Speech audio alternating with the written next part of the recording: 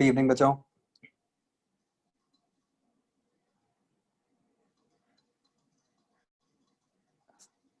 अच्छा, आज हम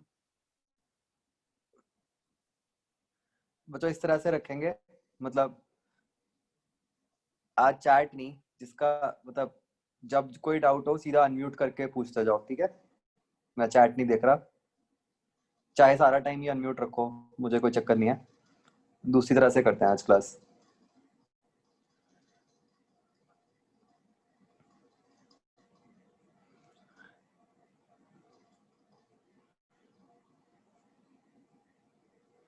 ठीक है।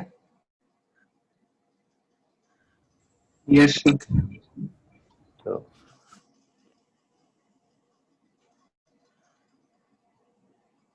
ठीक है, जिसको जब जो पूछना हो बस अपने आप अनम्यूट करके पूछते जाना। आदित्य, तुम आ गए? तुम कह रहे थे तुम आओगे नहीं क्लास में। सर, बट क्वेश्चंस भी अच्छे थे तो सोचा लगा लेता हूँ। अच्छा।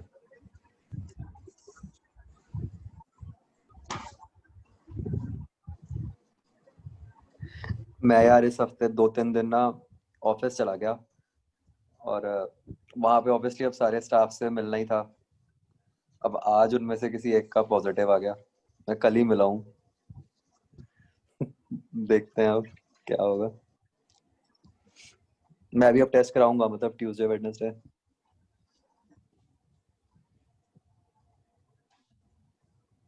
अगर कांटेक्ट में कल ही आए हो फिर तो हफ्ता रुक के ही करवाओ ना। नहीं, बट होगा तो आ ही जाएगा 4-5 डेज कह ज्यादा। रहे थे। हाँ, मतलब तो 5-4 दिन बाद ही करवाना चाहिए अगर। हाँ,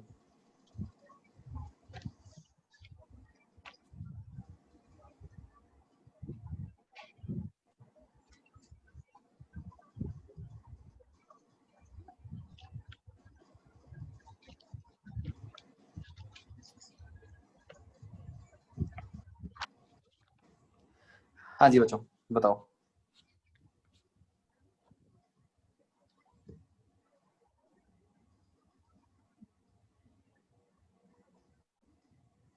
तीसरा क्वेश्चन देखना सर, हम यहाँ पे बस यही पूछना था, इग्नोर कर रहे हैं ना? क्या कर रहे हैं? क्योंकि बंदे की वेलोसिटी दी हुई है, वो तो लगभग ड्रिफ्ट वेलोसिटी के ऑर्डर की आ रही है, वो भी। एग्जैक्टली वही है, ड्रिफ्ट हाँ वेलोसिटी जी। है। हम्म। तो यहाँ पे हम उसको इग्नोर कर रहे हैं ना, छोटा होने के कारण, या क्या कर रहे हैं? किसको इग्नोर कर रहे हैं? कि बंदे की वेलोसिटी को, कि हम उसको मान रहे कि किसी रेस्ट पे ही है वो। नहीं नहीं नहीं, हम वो नहीं कर रहे। हम वो कर रहे हैं, वो जो अपने मॉड्यूल की थ्योरी में था, कि बेसिकली क्या हुआ कि जो नॉर्मल अर्थ फ्रेम में होता है जब कंडक्टर, तो हम ये करते हैं कि हम मानते हैं कि जो उसके पॉजिटिव चार्जेस हैं वो रेस्ट पे हैं और इलेक्ट्रॉन्स मूव कर रहे हैं। हाँ जी। करेक्ट। अब ये तो है अर्थ फ्रेम में। अब रिलेटिव फ्रेम में क्या दिख रहा है? रिलेटिव फ्रेम में उसको दिख रहा है कि इलेक्ट्रॉन्स रेस्ट पे हैं और positive charges same drift velocity से लेफ्ट को जा रहे हैं।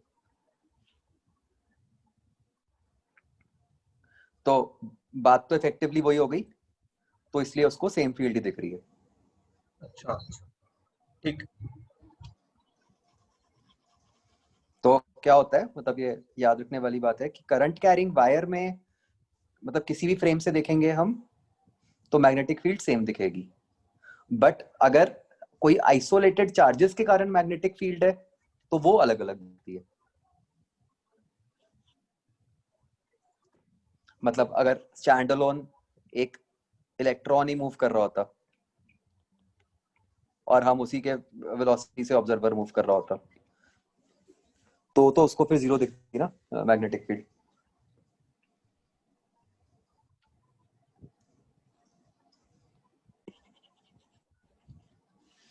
आगे बचो। सर, नहीं,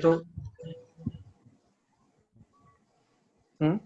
ये तो किसी भी बॉडी के लिए हो जाएगा ना जो ओवरऑल न्यूट्रल है और एक ही चार्ज के कारण उसमें करंट आ रहा है, क्योंकि यहाँ पे हुआ तो यही कि हाँ हाँ, एक चार्ज के रिस्पेक्ट में। यस। आगे बताओ। So question number 4.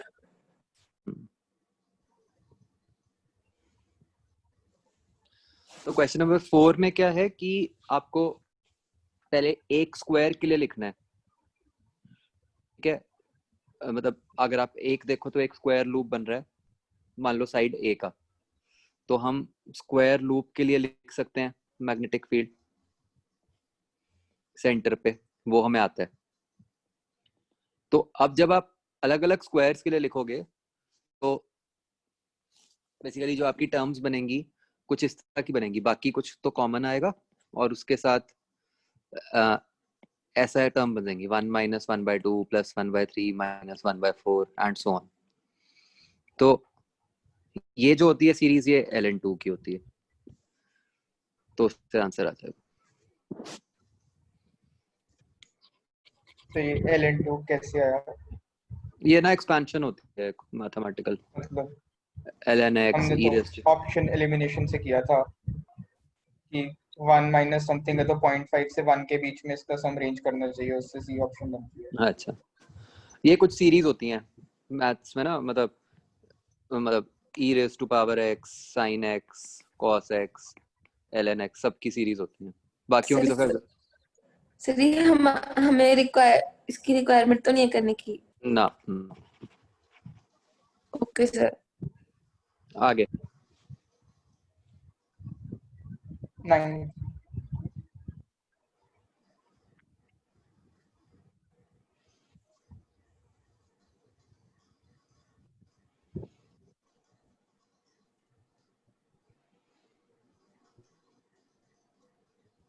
Sir 9th में ना शंट की वैल्यू आ रही है 40/399 और इन्होंने एमीटर के रेजिस्टेंस पूछी है।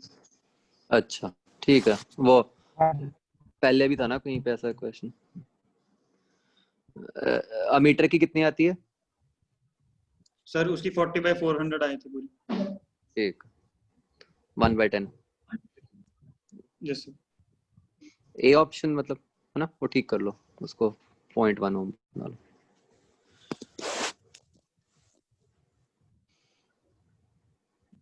आगे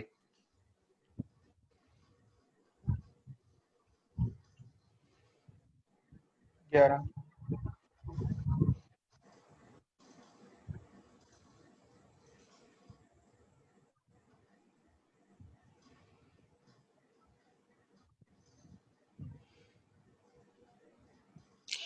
तो basically B dot d l ही पूछा है।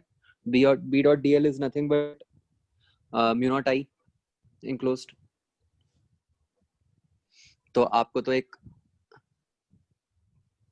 सिलेंड्रिकल वायर के लिए, सिलेंड्रिकल क्रॉस सेक्शन वाली वायर के लिए आपको mu naught times I enclose को प्लॉट करना है। तो दो केस बनेंगे, एक आर लेस देन आर और एक R greater than R. Greater than R पे तो करंट इंक्लोज कांस्टेंट ही हो गया, ठीक है। तो बची ऑप्शंस ए और बी। जब आप लेस देन आर पे करोगे, रेडियस से कम पे मतलब, तो अब जो करंट इंक्लोज्ड होगा वो आप कैसे लिखते हो?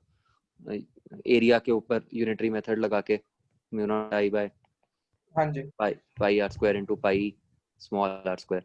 तो ये आर स्क्वायर के प्रोपोर्शनल आ गया, तो इसलिए बी ऑप्शन आ गया। मैं इस क्वेश्चन की इंपॉर्टेंस ये है कि बस हम सिचुएशन देख के हो सकता है ये ऑप्शन टेम्प्ट मतलब के लिए टेम्प्ट हो जाए कि भाई हाँ वो मैग्नेटिक फील्ड की जैसी बनती है। हाँ जी नहीं खैर नहीं, ए तो नहीं बनती मैग्नेटिक फील्ड की, ये डी।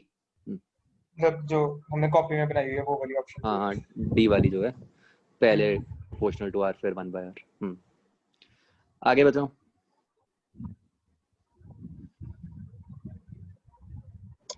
सर 14th में ना मिनिमम वर्ड की सिग्निफिकेंस नहीं समझ में।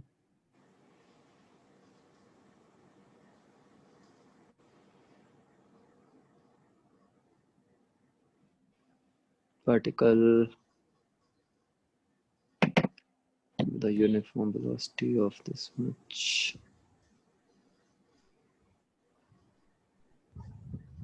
कोई इंपॉर्टेंस नहीं है, गलत ही ब्रदर, नहीं होना चाहिए। सर क्यों? मतलब अगर किसी एंगल पे हो कि उसका कंपोनेंट वाला फोर्स लग रहा हो क्रॉस प्रोडक्ट लेता हूँ तो वेट बैलेंस करने के अच्छा, अभी अगर उसके अलोंग भी कोई कंपोनेंट हो सकता है। लिए। हाँ जी मतलब अगर वेलोसिटी के अलोंग भी आप कंपोनेंट दे दो तो ज्यादा भी हो सकती है। तो हम मिनिमम इस तरह निकाल रहे हैं ना कि आपने तो एंगल 90 माना होगा। हाँ जी सर। तो इसलिए उसमें यूज हो गया मिनिमम। Okay sir.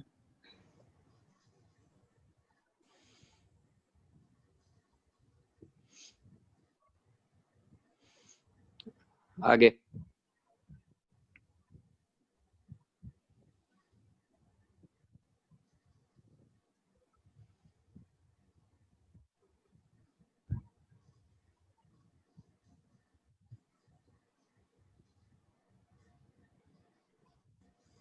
सेवनटीन्थ नहीं हुआ होगा बच्चों, क्या हो गया था?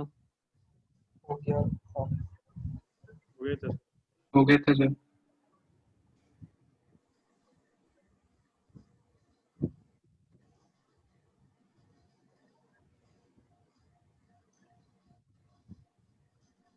कैसे किया आपने 17th? होना नहीं चाहिए।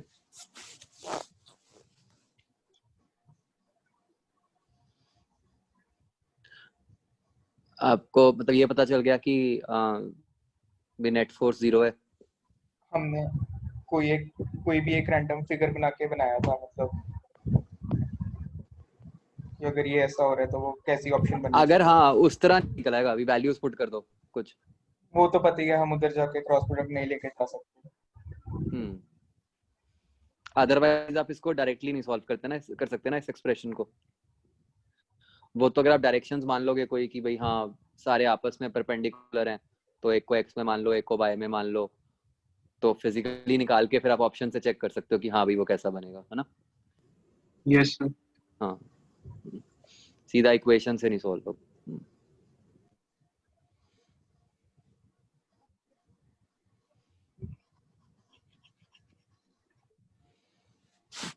आगे।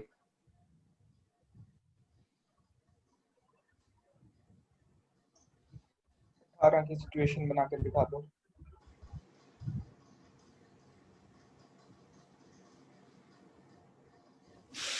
ये इस तरीके से कि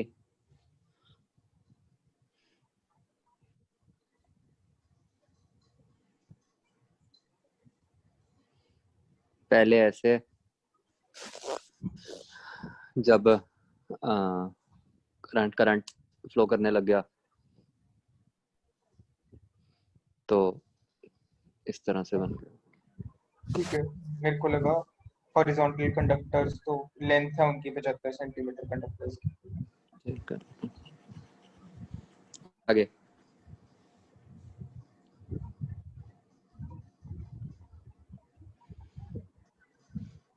बच्चों रात को कितनी देर तक पढ़ते हो? कौन सबसे लेट तक जागता है? जस्ट कन्वल बहुत लेट तक होता है जनरली। और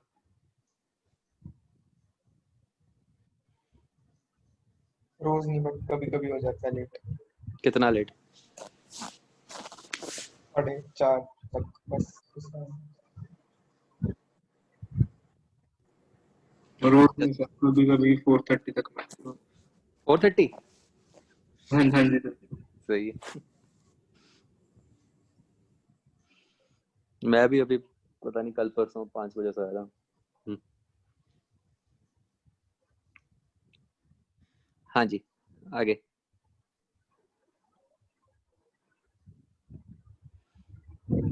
ये 21st का आंसर ठीक दिया हुआ है? सी आना चाहिए, डी दिया हुआ है। एक सेकंड। पर उन्होंने एक्सिस डिफाइन कर दिया, लेफ्ट वाला पॉजिटिव। वो तो दिखाया हुआ है फिगर में। यस।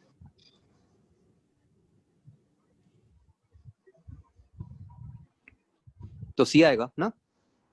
हाँ जी, ठीक दिया हुआ है? नहीं सी नहीं, गलत दिया हुआ है। मतलब डी आएगा, है ना? डी। बता दो कैसे। नहीं एक सेकंड रुको। देखो ना, तो सिंपली यही है हमें सीधा कि जो ये वाला पार्ट है आ, जो लेफ्ट वाला पार्ट है उस पे फोर्स ऐसे आएगी, तो ये वाला पार्ट है उस पे इधर को आएगी, और हमें दिख रहा है कि जो लेफ्ट वाला पार्ट है वो पास है, तो ये वाला वेक्टर बड़ा बनेगा कंपैरेटिवली इसके कंपैरिजन में। तो जब हम इन दोनों का रिजल्टेंट लेंगे तो वो जो रिजल्टेंट आएगा वो मतलब कुछ इधर को भी आएगा और कुछ ऊपर को भी आएगा। तो फिर इसलिए मतलब डी बन गया इसका आंसर। ठीक।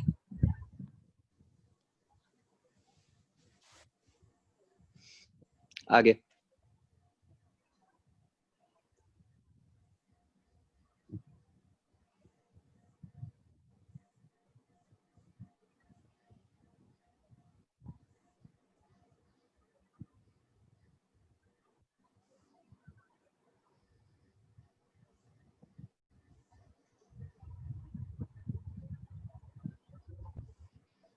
ये यहाँ मिसप्रिंट है 27 में 3 आई कैप आएगा साथ में। यस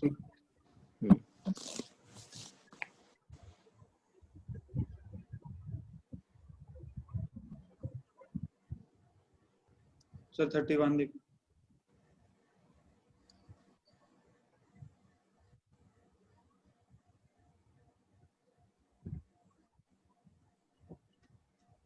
हम्म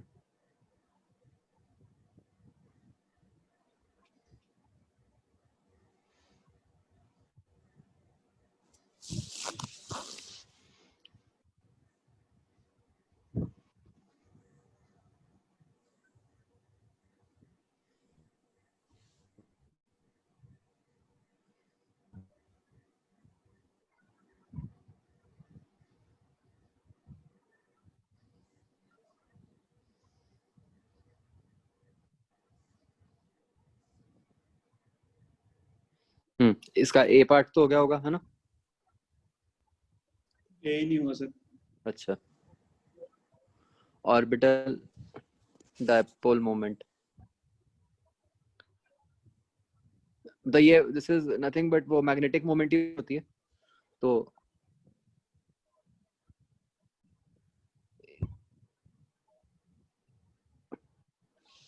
सर एच की टर्म्स में दिया हुआ। वो बेसिक उस पे शुरू करना पड़ता है, MVRN is equal to उसको NH upon 20। हाँ उससे करना पड़ेगा बेसिकली। उन्होंने वो यूज किए होंगे फॉर्मूलाज आई थिंक, कि जैसे अगर हम वेलोसिटी ये मानते हैं इलेक्ट्रॉन की, तो रेडियस r, तो करंट हो गया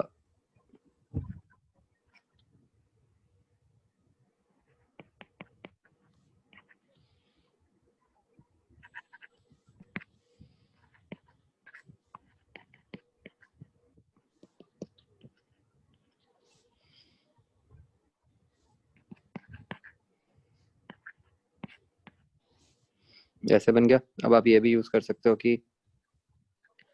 MVR is NH by 2 pi, तो ये VR की वैल्यू हो गई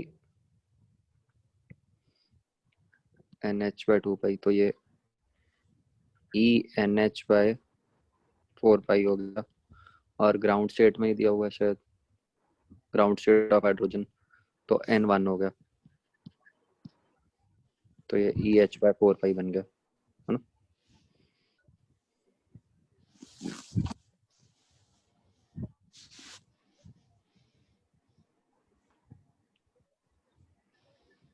और वो तो फिर टॉर्क तो हमें पता ही रिजल्ट है ना, M cross B।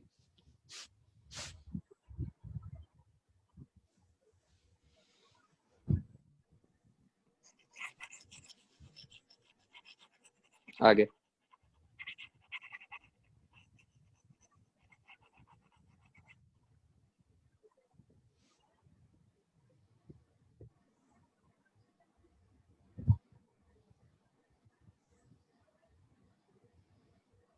Thirty three का थर्ड पार्ट देखना सर। 33 सारा ही देख लिया। हम्म,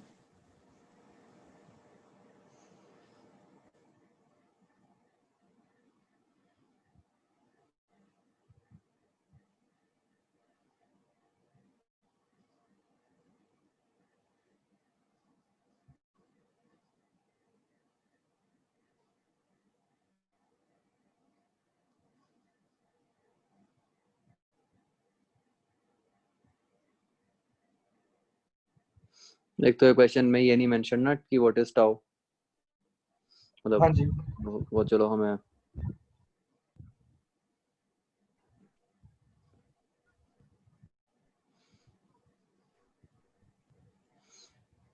डिफ्लेक्शन की बात हो रही होगी या टॉर्क। तो टॉर्क के लिखते हैं यूजुअली, पहले भी मतलब जितने सॉल्यूशन में टॉर्क टाउ से लिखी। लिखते तो जनरली टॉर्क से टॉर्क है। टॉर्क से आ रहा है। तो टॉर्क आइडियली मतलब मेंशन्ड होना चाहिए। तो अगर ये टॉर्क है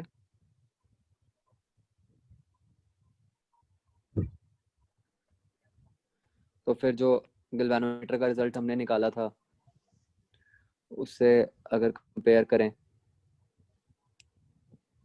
K is a positive constant,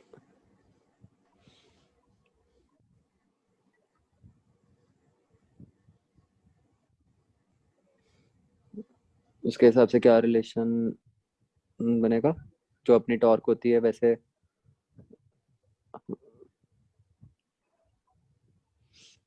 torque is NI BA,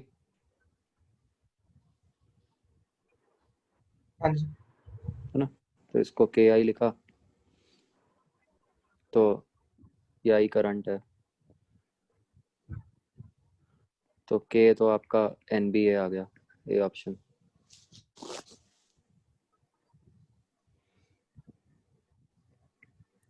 अब second, find torsional constant of spring if a current I naught produces a deflection of pi by 2। तो pi by 2 पे वो बेसिकली दोनों टॉर्क्स बैलेंस हो जानी चाहिए। तो ये वाली जो टॉर्क आई तो के I naught is equal to C theta, तो सी पाई बाय 2, इससे आपका सी निकल आएगा।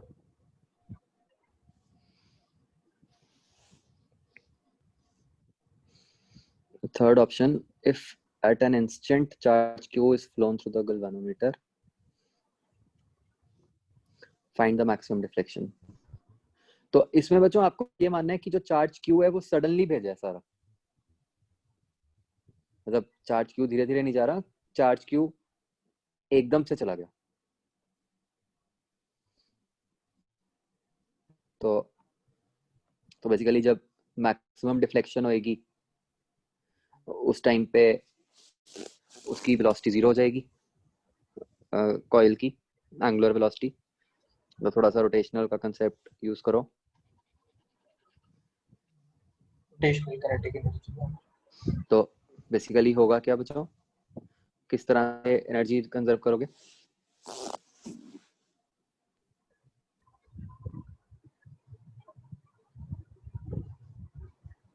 Half I omega square half C square.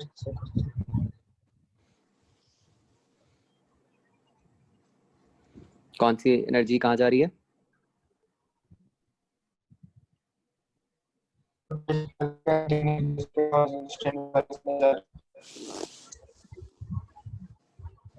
हम्म,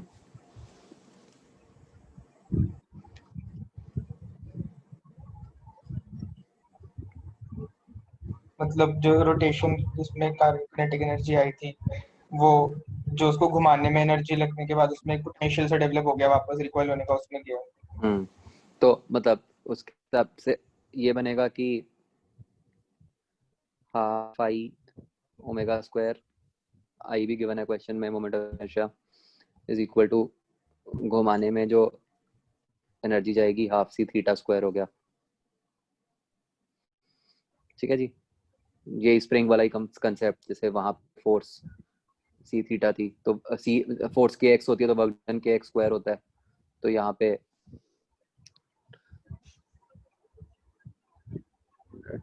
जो वर्क डन है वो हाफ सी थीटा स्क्वायर हो जाएगा। आप बताओ ओमेगा कैसे निकालोगे,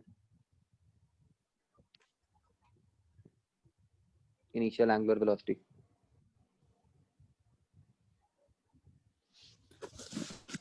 ये यूज करो कंसेप्ट की चार्ज को सडनली भेजा है, इससे कैसे निकाल सकते हो एन ए आप? B I D T I omega के बराबर हो जाएगा ना सर।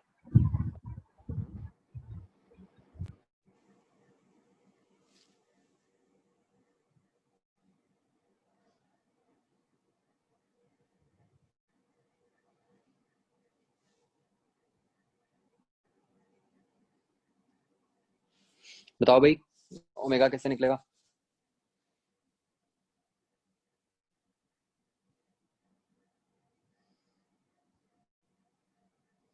मतलब हमने सडन चार्ज उसके थ्रू भेजा, जो कॉइल है जो उसके थ्रू सडन चार्ज क्यू भेज दिया हमने,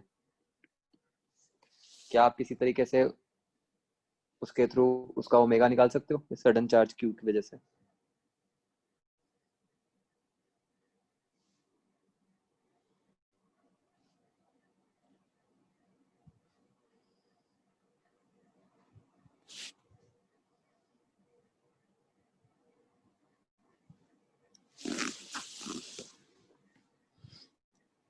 सोचो भाई, निकाल सकते हो आराम से, देखो।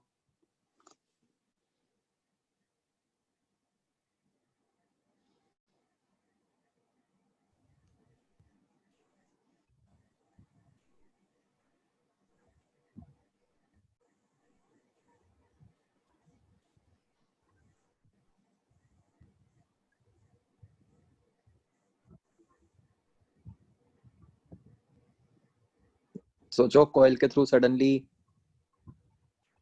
जब हम करंट ये चार्ज भेजेंगे इस टाइप इंटीग्रल की, tau D T is equal to delta L कर दिया एंगुलर इम्पल्स वाले से। एंगुलर इम्पल्स, तो आप लिखोगे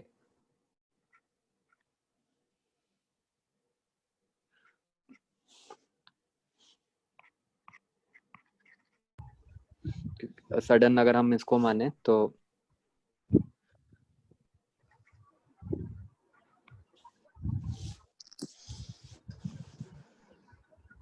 torque dt is equal to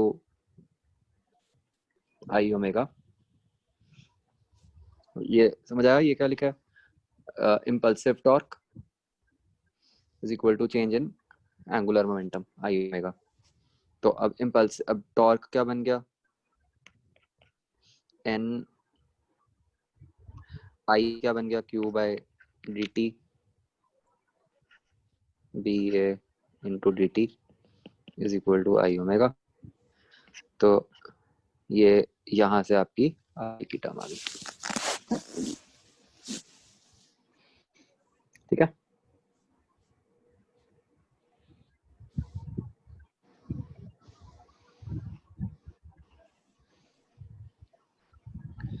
आगे बचो।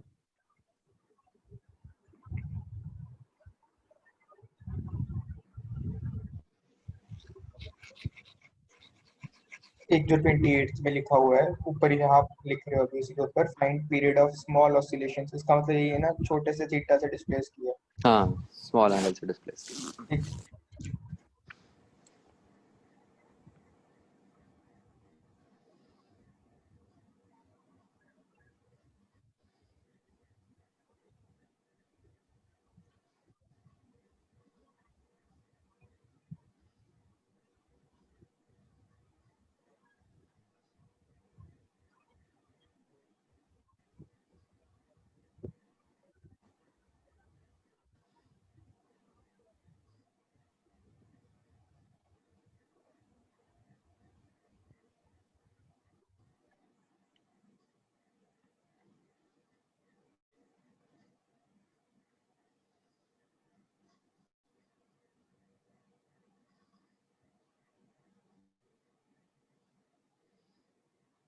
बोलो भाई बच्चों।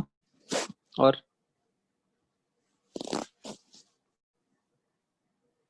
62 है सर।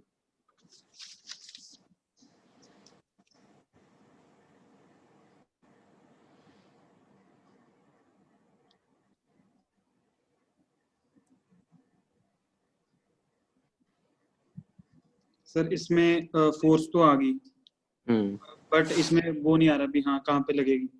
उसका क्या तरीका होता है कि आपकी जब फोर्स आ गई, हाँ, तो पॉइंट ऑफ एप्लीकेशन कैसे निकलता है कि हम ये कहते हैं कि उस फोर्स को किस पॉइंट पे लगाएं ताकि टॉर्क भी सेम बने। मतलब कि मतलब बेसिकली आपने जो अलग अलग पॉइंट्स पे फोर्स लग रही थी उसको सिंगल फोर्स से रिप्लेस कर दिया सच दैट बिल्कुल सेम इफेक्ट आए, फोर्स वाइज भी एंड टॉर्क वाइज भी। तो आपको क्या करना पड़ेगा कि जैसे आपने फर्स्ट पार्ट में फोर्स निकाल ली, अब आपको दोबारा इंटीग्रेशन करनी पड़ेगी to find the torque acting on this. तो जैसे इसके ऊपर जो फोर्स लग रही है हर पार्ट पे ऐसे लग रही है ना,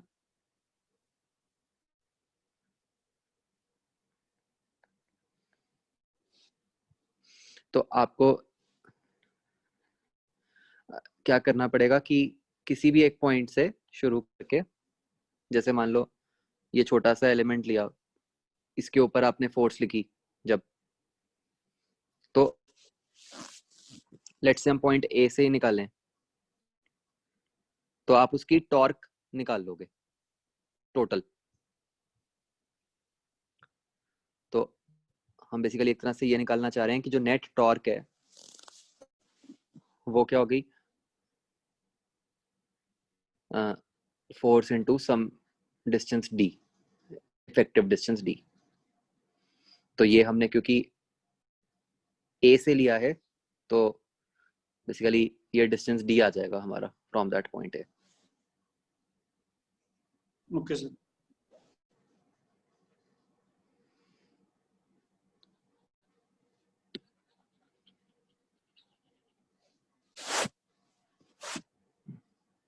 आगे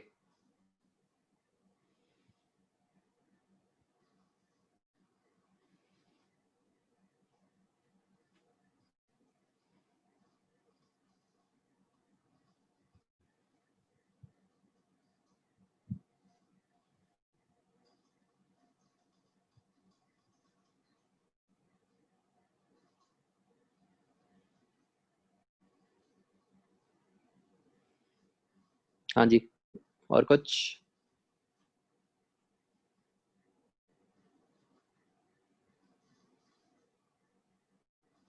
बस खत्म।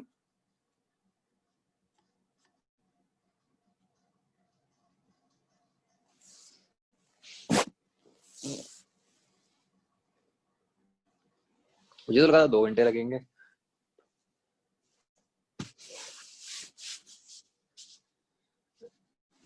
तो और बताओ बच्चों, और करना है आज? नहीं सर, अभी दूसरा क्वेश्चन नहीं किया। ईएमआई का तो क्या नहीं सर।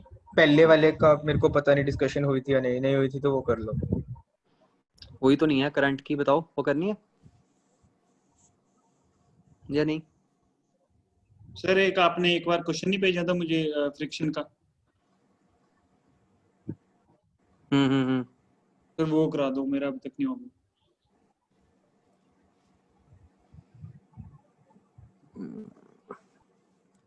हाँ, मैं एक मिनट ढूंढता हूँ, मुझे ढूंढना पड़ेगा कहाँ पे है। मेरे पास बड़ा मैं कहाँ पे भेजूँ?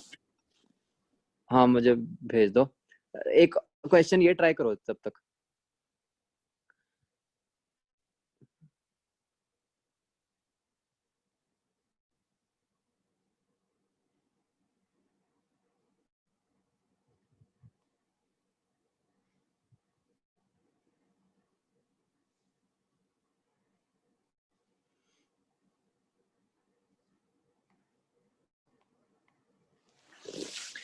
ऐसे सर्किट है और इस सर्किट में इनिशियली ऐसे आई नॉट करंट जा रहा है दोनों इंडक्टर्स में, ठीक है। Find final current.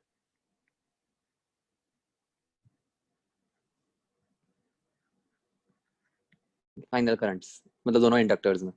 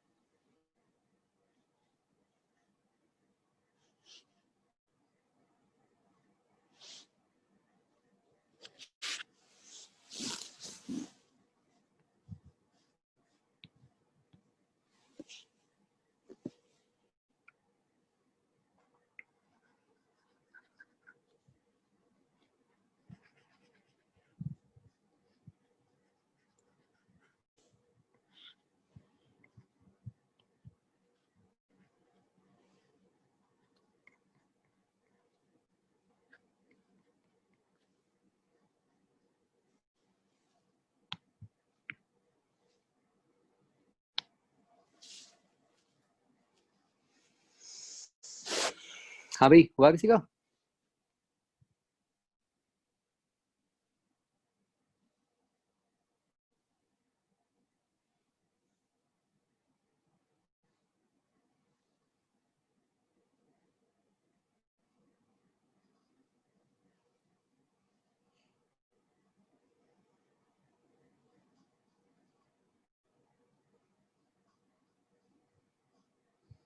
नहीं दत्ता। फाइनल 0 आ रहा है। नहीं। तभी तो दिया क्वेश्चन। पता है।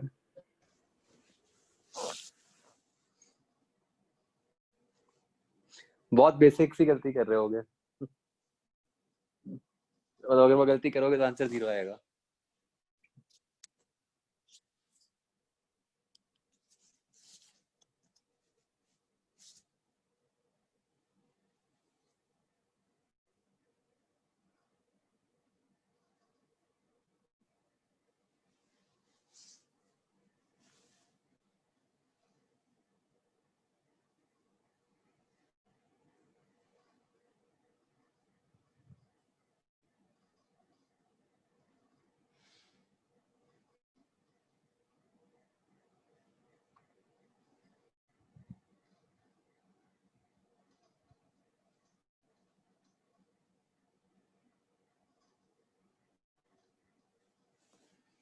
कुछ नहीं, सिंपल।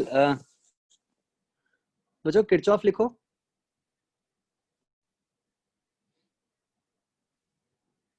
एक सेकंड में आंसर आ जाएगा।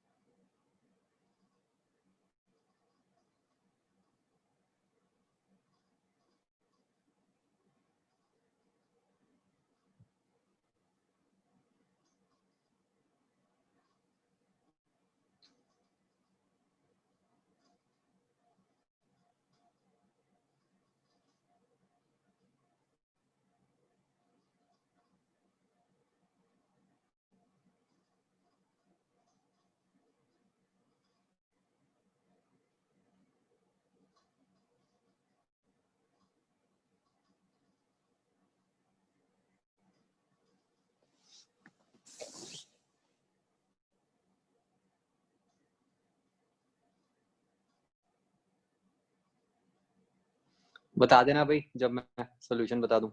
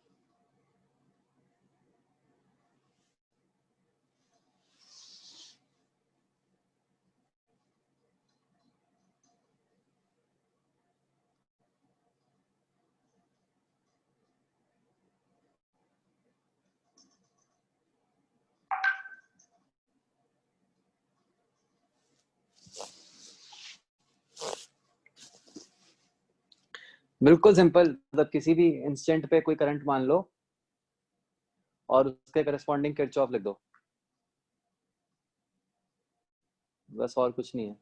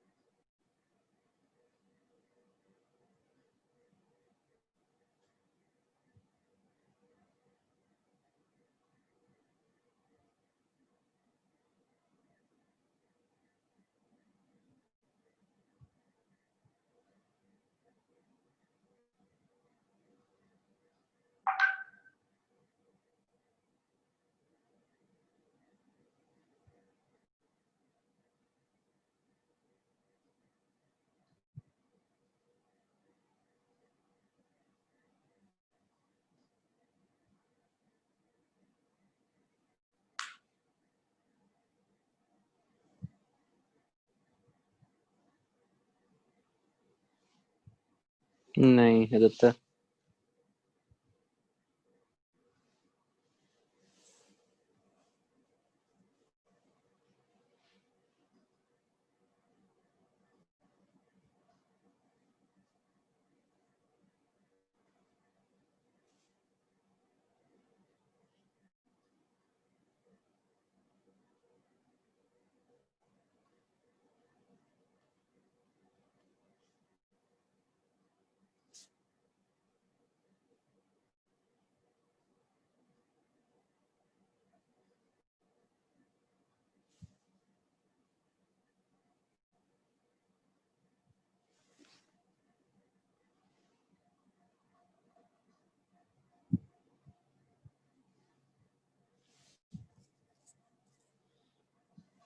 नहीं करमन।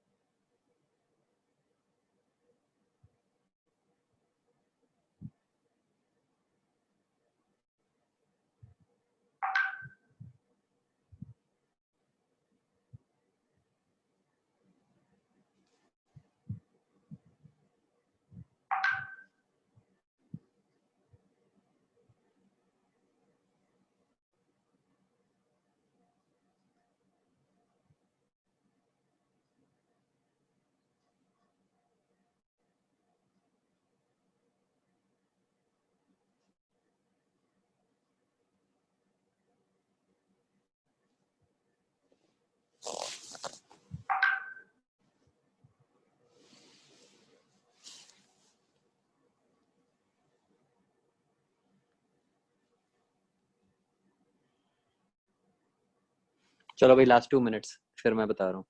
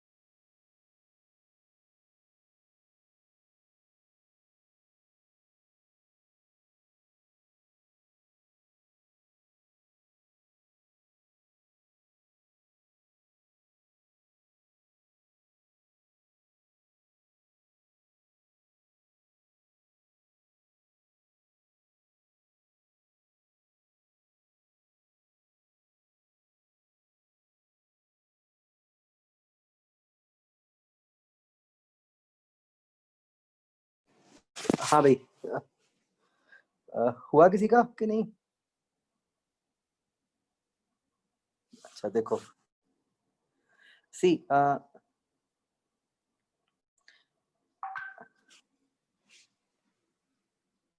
मान लेते हैं कि किसी इंस्टेंट पे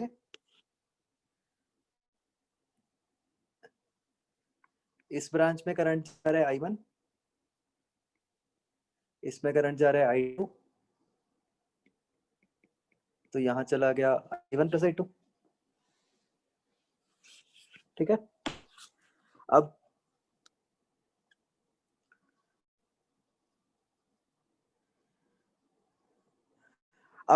तो बहुत आसान था बच्चों, ये बताओ अगर मैं लेफ्ट वाले लूप में किरचॉफ लिखता हूं, या सिंपली ये कंसेप्ट कि मैं पोटेंशियल्स को इक्वेट करता हूं, तो उससे क्या कंडीशन बनेगी?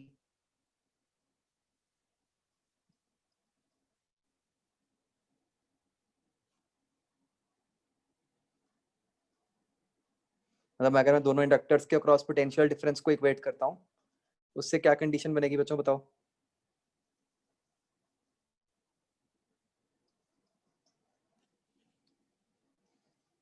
नहीं जसकनवल, आपने जो भेजा है L इंटू आई तो फ्लक्स होता है, फ्लक्स थोड़ी इक्वेट करनी है हमें, हाँ तो पोटेंशियल डिफरेंस इक्वेट करना है।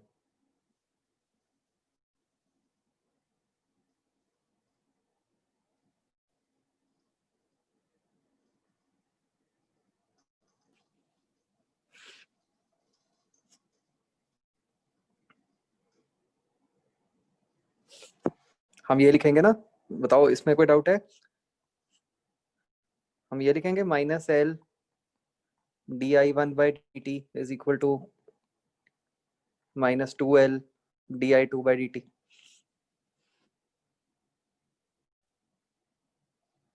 बोलो भाई,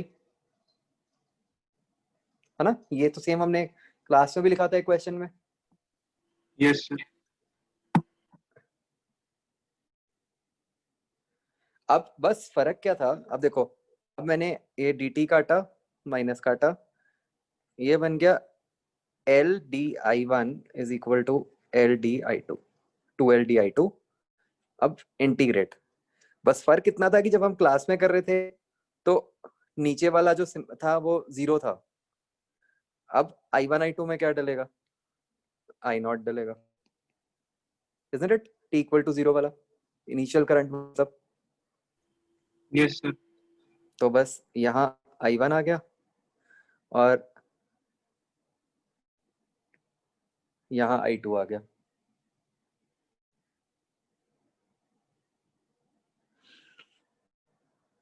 right?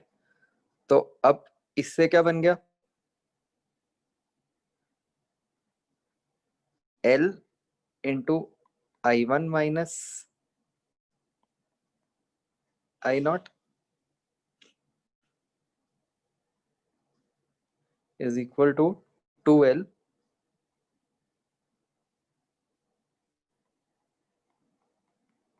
Into I2 minus I0,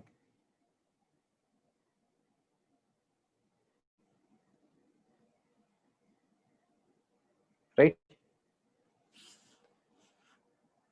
तो ये कट गया, तो हमारे पास एक कंडीशन आ गई कि I1 minus I0 is equal to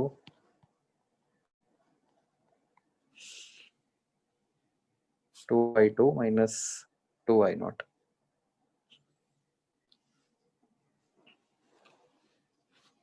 ठीक है जी।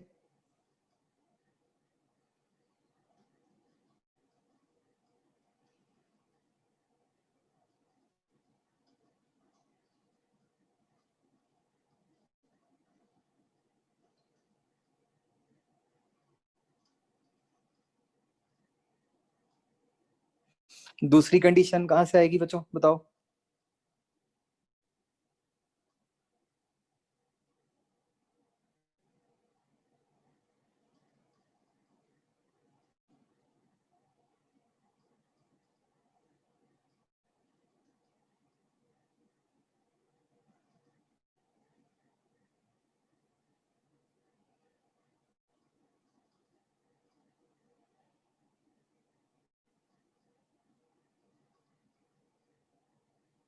सोचो बच्चों, टेक 2 मिनट्स।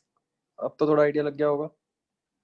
नहीं मतलब टोटल करंट 2I0 तो इनिशियली था, वो तो है ही, उसकी तो अभी कोई कंडीशन नहीं बनेगी।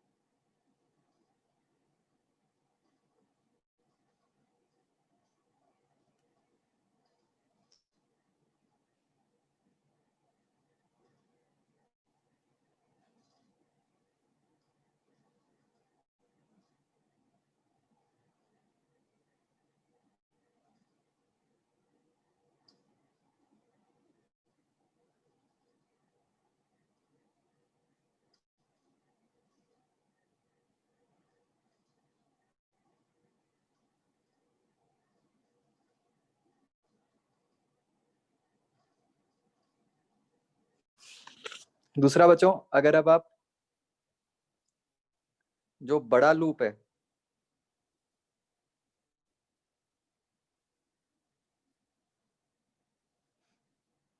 उसमें किरचॉफ लिखो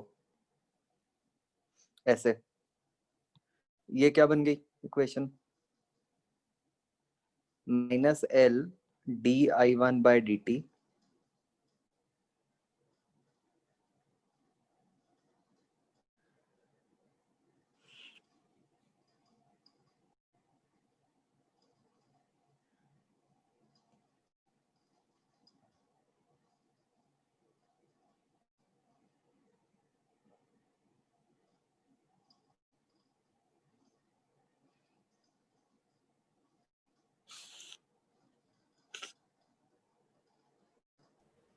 सर यहाँ पे इनिशियली इंडक्टर्स में आई नॉट करंट पास।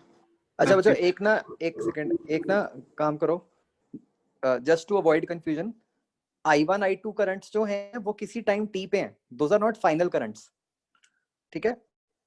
इसीलिए उनको मैंने इंटीग्रेट कर दिया, और फाइनल करंट्स को आप कैपिटल I1 I2 लिख लो, सो दैट कोई एब्सोल्युटली कोई कंफ्यूजन ना हो।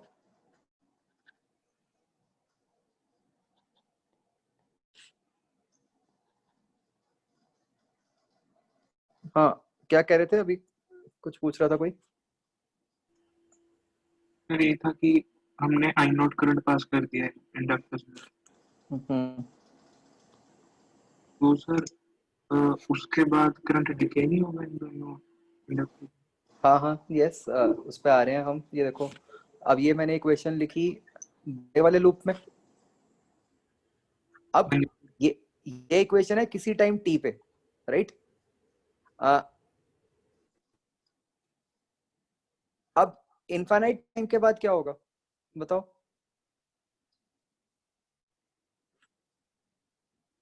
स्टेडी स्टेट पे क्या हो जाएगा?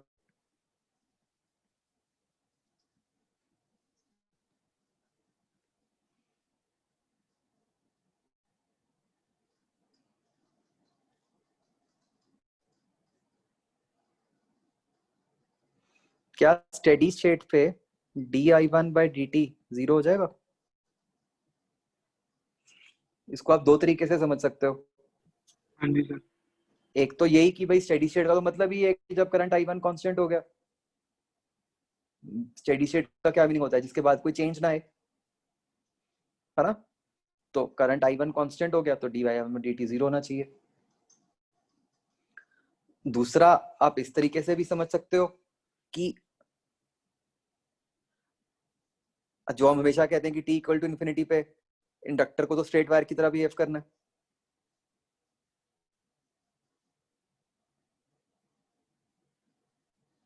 तो स्ट्रेट वायर के अक्रॉस तो पोटेंशियल डिफरेंस 0 ही होता है।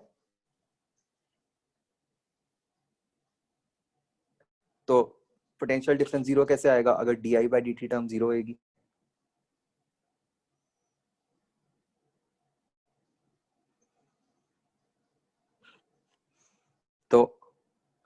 तो स्टेडी स्टेट के लिए क्या कंडीशन आ गई कि अब फाइनली जो करंट्स हो गए, तो फर्स्ट टर्म तो 0 आ गई, तो I1 plus I2 equal to 0। तो ये दो इक्वेशंस आ गई आपके पास।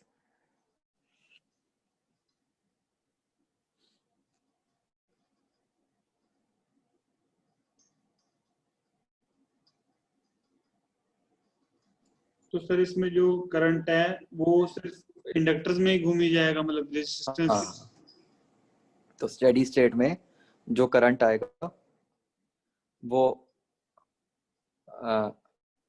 एक मिनट करना है इसको सॉल्व फटाफट, क्या आंसर आता है कर ही देते हैं। I1 minus I0 is equal to -2I1 -2I0। तो I1 आ गया -I0/3। तो तब फाइनली जो करंट आएगा वो I0/3 इसमें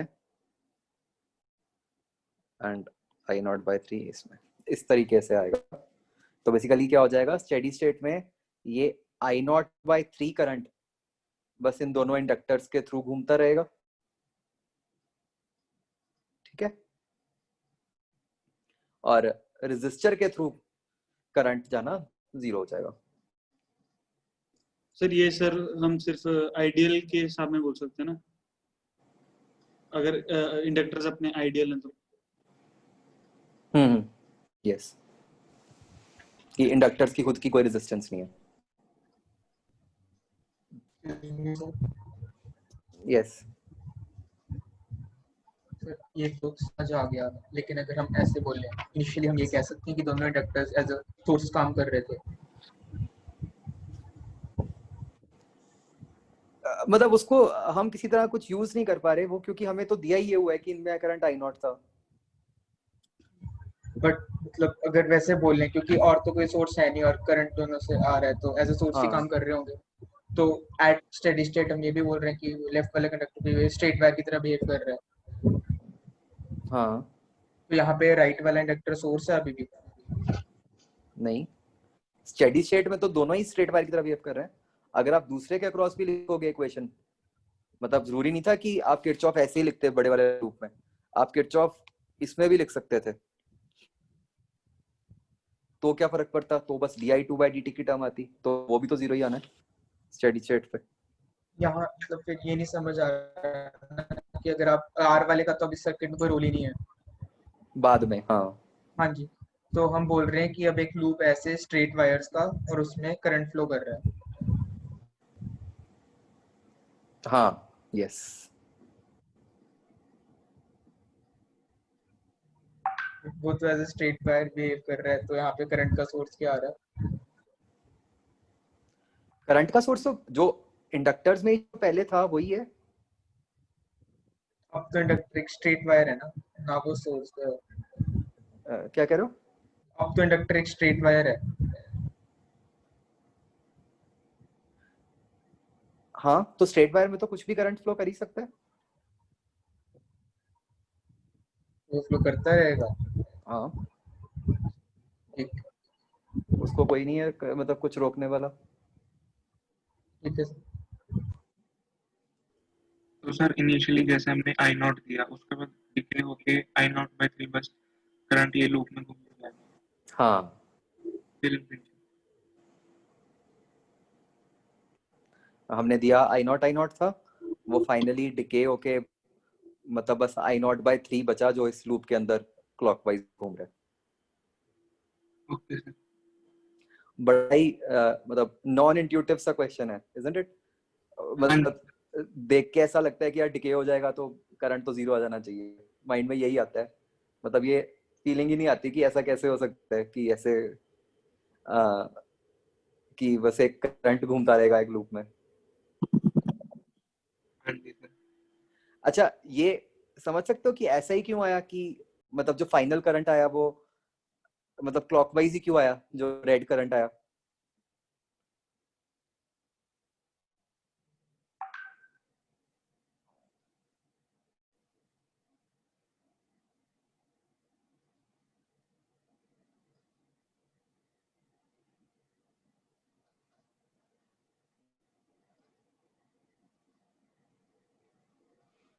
तो राइट वाले की पावर नहीं, राइट वाले की इंडक्टेंस ज्यादा है इसलिए, तो स्टिल उसने डोमिनेट किया कंपेयर टू लेफ्ट इंडक्टर।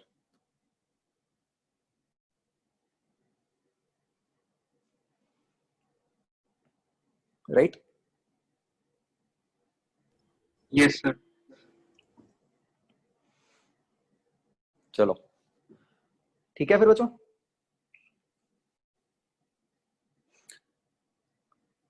वो कर दो शुरू EMI वाला, है ना, करना बूस्टर, तो वो जब का हो गया उसकी रख लेंगे डिस्कशन। Okay sir. उससे पहले इलेक्ट्रोस्टैटिक्स की रख लेना। इलेक्ट्रोस्टैट्स की रख लो, बता देना मुझे। ठीक। ठीक है बच्चों, चलो वो फ्रिक्शन वाला क्वेश्चन